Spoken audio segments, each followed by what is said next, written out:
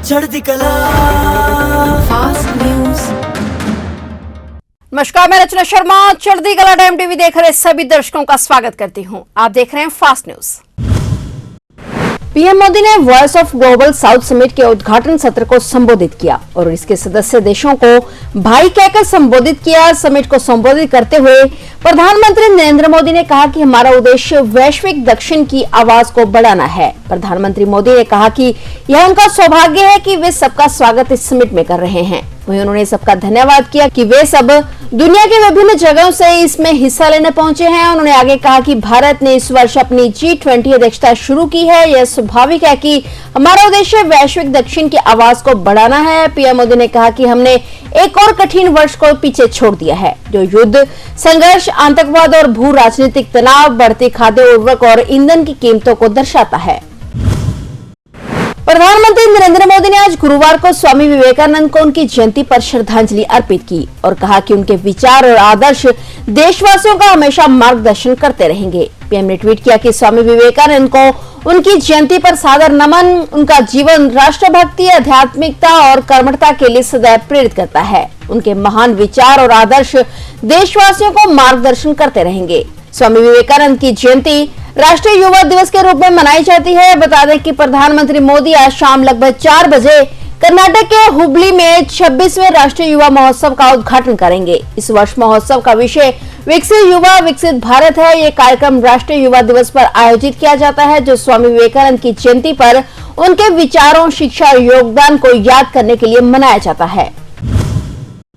मुख्यमंत्री पुष्कर सिंह धामी ने जोशीमठ में भूदशा प्रभावितों को बाजार दर पर मुआवजा राशि देने की घोषणा की है और कहा है कि यह सभी हितधारकों से सुझाव लेकर जनहित में तय की जाएगी। उन्होंने कहा कि 3000 प्रभावित परिवारों को कुल 45 करोड़ रुपए जारी किए गए हैं। उन्होंने जोशीमठ में आपदा प्रभावित परिवारों की सहायता के लिए मुख्यमंत्री राहत कोष में अपने 1 माह का वेतन भी देने की घोषणा की। उत्तराखंड के मुख्यमंत्री पुष्कर सिंह धामी भूदशा प्रभावित जोशीमठ नगर का जायजा लेने के लिए पहुंचे और प्रभावितों के लिए अंतरिम सहायता की घोषणा की। वहीं बद्रीनाथ महायोजना की तर्ज पर मुआवजा राशि की मांग को लेकर अड़े स्थानीय लोगों ने असुरक्षित घोषित इमारतों को तोड़े जाने की कार्रवाई बाधित रखी। इस बीच प्रभावित परिवारों के लिए अंतरिम पैकेज के वितरण और पुनर्वास पैकेज की दर निर्धारित करने को लेकर चमोली के जिलाधिकारी की अध्यक्षता में 19 सदस्यीय एक समिति गठित की गई।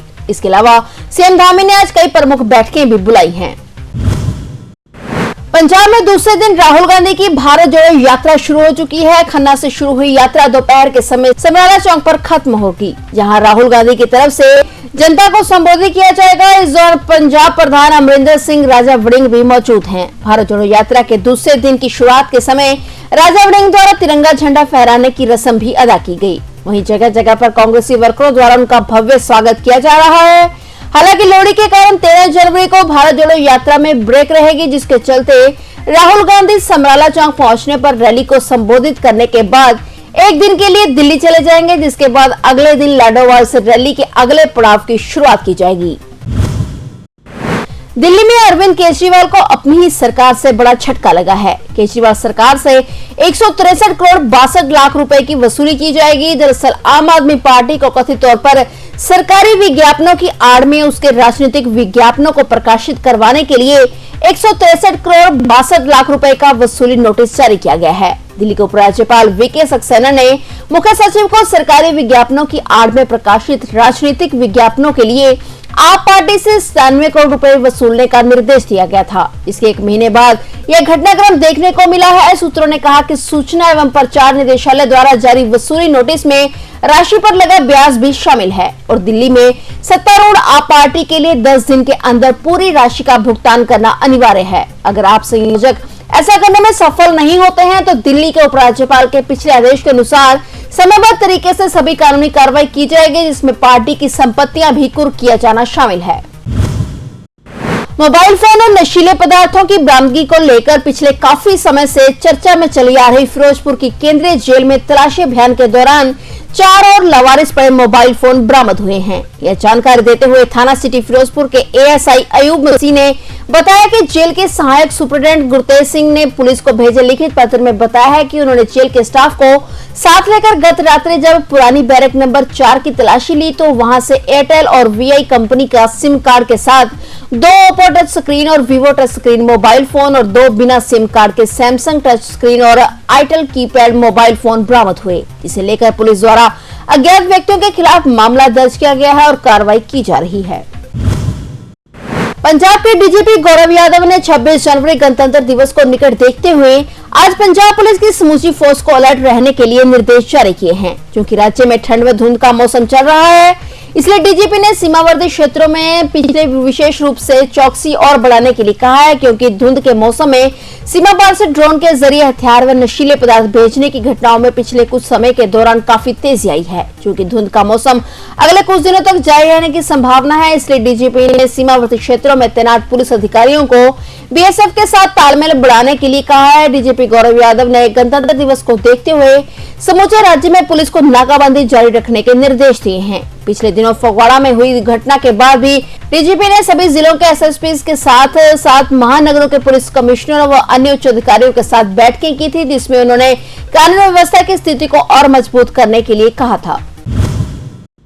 भाजपा से निष्कासित नेता नुपुर शर्मा को हथियार रखने का लाइसेंस जारी हुआ है। नुपुर शर्मा ने अपनी जान को खतरा बताते हुए गन लाइसेंस के लिए अर्जी दी थी। बता दें कि पैगंबर मोहम्मद पर विवादित बयान देने के बाद उन्हें लगातार जान से मारने की धमकियां मिल रही थी। दरअसल 26 मई 2022 को एक टीवी डिबेट के दौरान नुपुर शर्मा ने पैगंबर मोहम्मद को लेकर विवादित बयान दिया था। इसका लोगों ने काफी विरोध किया था।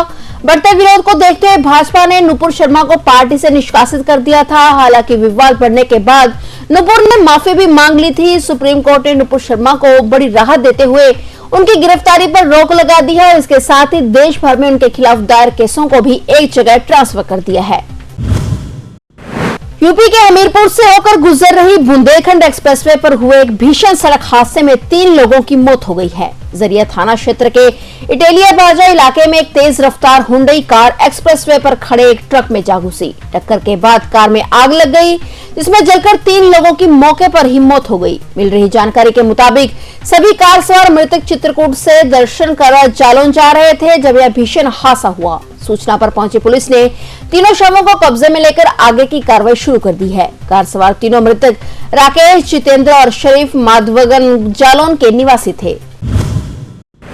राष्ट्रीय राजधानी दिल्ली में आज गुरुवार को आसमान में बादल छाए रहने और हल्की बारिश होने की संभावना है। इससे कुछ दिनों के लिए शीतलहर से लोगों को थोड़ी राहत मिल सकती है। भारत मौसम विज्ञान विभाग ने गुरुवार को यह जानकारी दी। इस दौरान दिल्ली और उसके पड़ोसी राज्यों में 15 जनवरी से एक बार फिर शीतलहर चलने की संभावना है। मौजूदा पश्चिमी विक्षोभ के कारण तेज हवाएं चलने से पंजाब, दिल्ली, राजस्थान और पश्चिमी उत्तर प्रदेश में कोहरे से लोगों को राहत मिलेगी, लेकिन पूर्वी उत्तर प्रदेश और बिहार में घने से बहुत घने कोहरे की परत छाई रहेगी। मौसम विज्ञान विभाग के अनुसार दिल्ली में गुरुवार को न्यूनतम तापमान सामान्य से 2 डिग्री अधिक 9.3 डिग्री सेल्सियस दर्ज किया गया है।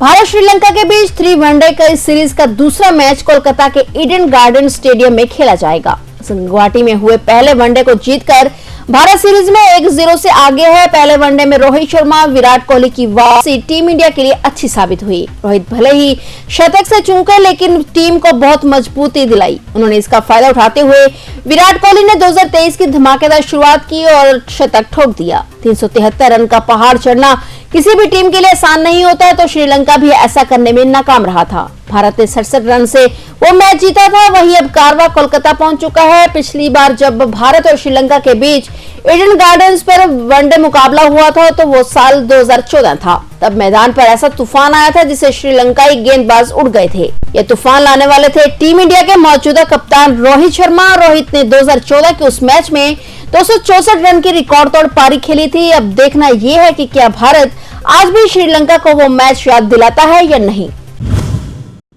फिलहाल फास्ट न्यूज में इतना ही और नए समाचारों के साथ फिर से हाजिर होंगे। तब तक के लिए देखते रहिए चढ़ती कला टाइम टीवी। चढ़ती कला फास्ट न्यूज।